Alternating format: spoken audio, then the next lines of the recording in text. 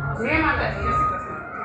આજે ચાંદલીના પાદરવાળી ખોડિયારમાંનો પ્રાણ પ્રતિષ્ઠા નિમિત્તે ભાગવત કથાનો એમ કહેવાય કે છઠ્ઠો દિવસ અને સરસ મજાનો ચાંદલી ગામની અંદર આનંદ ઉત્સવ અને આનંદ કોઈ સીમા જ નથી.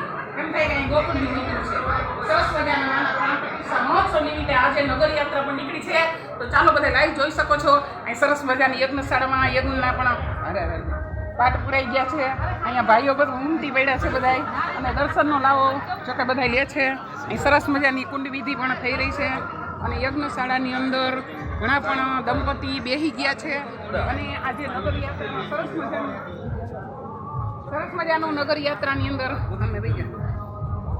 નગરયાત્રાની અંદર લાખો માણા જોડાઈ ચૂક્યું છે. અહીંયા જોઈ શકો છો તમે માતાજીના પાઠ પુરાણા છે અને એમાં વિધિની અંદર ઘણા બ્રાહ્મણો અહીંયા પણ જોઈ શકો છો તમે.